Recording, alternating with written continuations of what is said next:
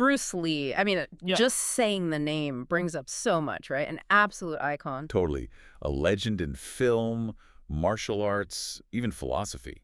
Yeah. And all achieved before he was, what, 32? Exactly. Just incredible. So in this deep dive, we want to trace his journey, figure out how he did it, and maybe see what we can learn from his whole approach. Yeah, because it's not just what he did, it's the how. Yeah. That relentless drive for, well, evolution, I guess.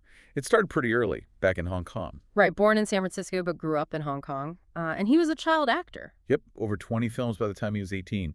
His dad was a Cantonese opera star, so he was kind of born into that world. But he wasn't just an actor. The sources mention he was involved in a lot of street fights. Oh, yeah, apparently quite frequently. And that's actually what pushed him, at 16, to start properly training in Wing Chun with Ipan. It was, practical, survival. And that fighting spirit eventually led to him being sent back to the U.S. in '59. That's the story.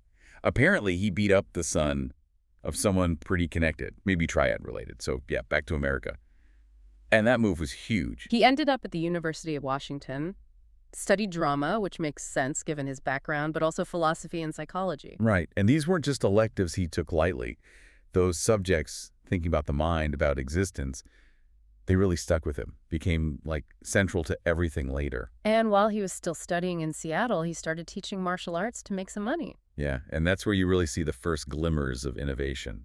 He called his style Jun-fan Gung Fu, naming it after himself. Which is kind of a statement in itself, isn't it? Moving away from the established traditional names. Definitely. It was the first step towards what became Jeet Kune Do, or JKD, which he formally introduced around 1967, the way of the intercepting fist. And the core idea behind JKD was that traditional martial arts were just too restrictive. Pretty much. Too rigid, too bound by forms.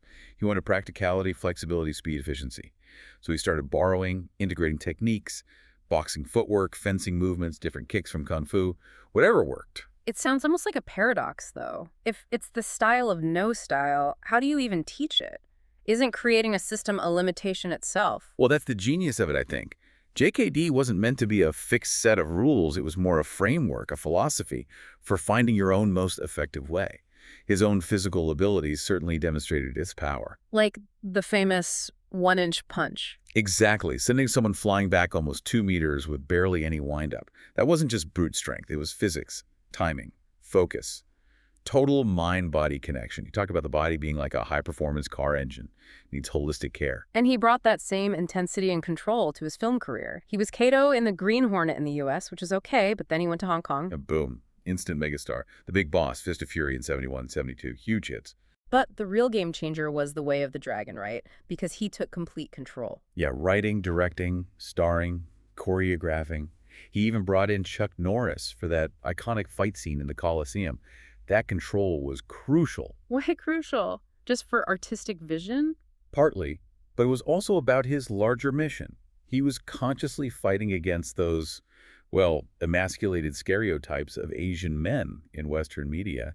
He wanted to show they could be tough, strong, and sexy. And Enter the Dragon, his final completed film, really cemented that globally, didn't it? Absolutely. It was a massive phenomenon, made hundreds of millions. It basically kicked off the whole Kung Fu craze worldwide and made Kung Fu a household term. So his legacy is huge in film, obviously. But also in martial arts itself, people call him the father of mixed martial arts. And you can see why, right? His whole philosophy was about drawing from everything, adapting, believing that the perfect style was no style. That's pretty much the blueprint for MMA. Which brings us to the lessons for us today. What can you take away from Bruce Lee? I think it boils down to that core message of adaptability.